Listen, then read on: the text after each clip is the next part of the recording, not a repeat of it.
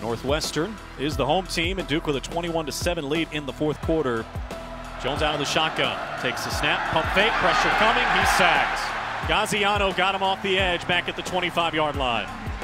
Yeah, when I first got hit, I actually didn't feel it immediately. I kind of felt it when I got up and started running and moving my arm.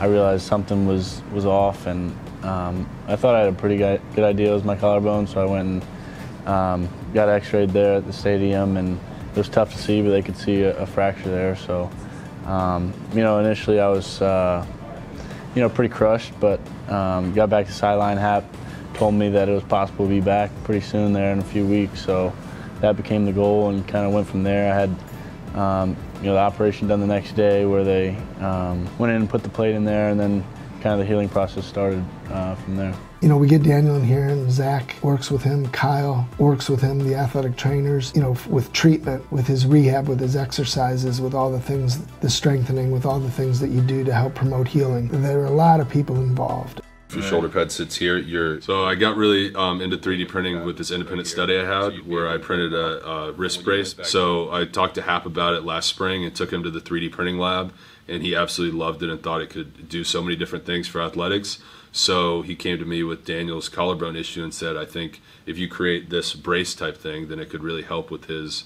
It really helped to protect him in a game as soon as possible. It was pretty neat to walk around and see all these different 3D printers and what they can do. And they showed us a sample of a baby's heart that they had made out of this rubber material so that the surgeons could practice before they actually did surgery. Like it was pretty neat stuff. And so the application was in our minds. And then when this happened with Daniel, we know how hard it is to protect the clavicle. So we thought this might be a good one to look into. And then Clark and Kevin took the ball and ran with it. Basically, we're going to scan Daniel. As we do, the renderings will start to appear on the computer. So we'll look towards Clark for the software expertise. They had to develop a model. This involved them scanning the other player.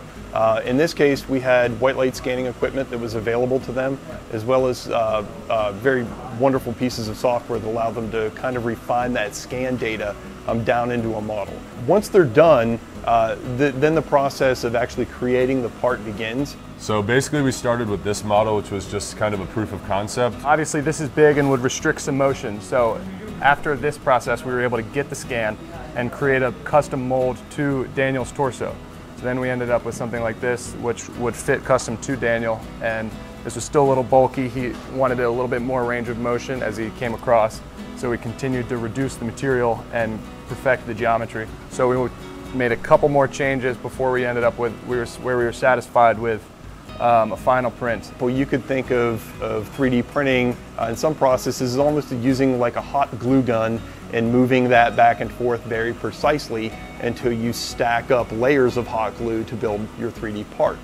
So there were a couple prototypes that were done, and this was our finished product, and it goes kind of like this right along. You can see this is Daniel's clavicle here, and it kind of fits him just like that, and then we used tape to put it on, and it stayed in place, and it if he does get a hit here, as you can see, it would hit and distribute around it, and hopefully he wouldn't feel anything and it wouldn't do any damage. Jones out of the shotgun, has Jackson again to his right. We close in on 2 minutes to play till halftime. Takes the snap, wants to throw. Good protection this time. Steps up in the pocket. He can run if he wants to. Angling to the left, goes down. Yeah, I was pretty nervous before the game. I'm usually not that nervous, obviously, because we don't play as much. But talking to Daniel after the game, for him to tell us that it felt good, he barely noticed it, and it protected him, that was a success in our mind, and we're very excited. Clark and Kevin are two brilliant guys, two of the smartest guys that I know, and having people on your team who can kind of at the drop of the hat go to work and 3D print a pad perfectly designed for your collarbone is pretty phenomenal when you think about it. I think that these two brilliant students have come up with an amazing use case that, again, just furthers the point and purpose of this technology and having these resources at Duke. Every time we get one of these new use cases that come into our lab, it just opens more doors. And I hope that these doors stay open and we continue to get more work, hopefully that's not as a result of player injury. It was really cool that the students did that. I mean, that's one of the greatest things about it, is that their role in this is really, really important. and allowed Daniel to play safe.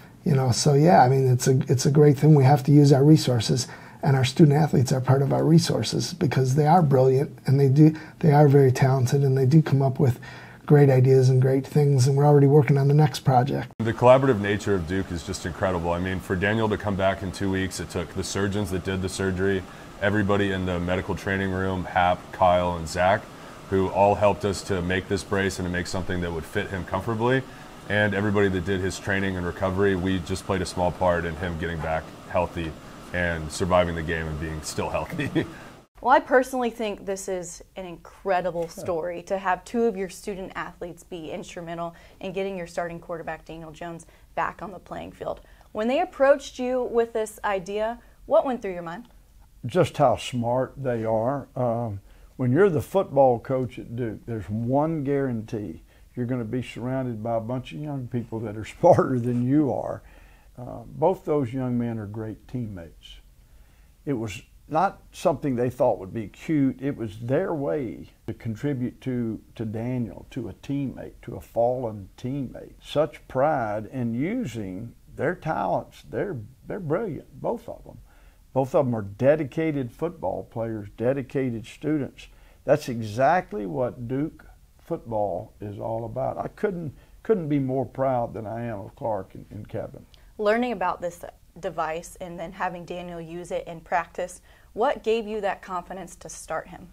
Well, Hap fell in love with this thing. He's the one telling me, our trainer's telling me about this 3D printer and how hard this device is going to be. He was convinced that Daniel was symptom-free and felt no pain, and that with this device, I mean, there was really no way he was going to feel any contact. And as it ended up, that's exactly how it happened. So it was an easy decision on my part.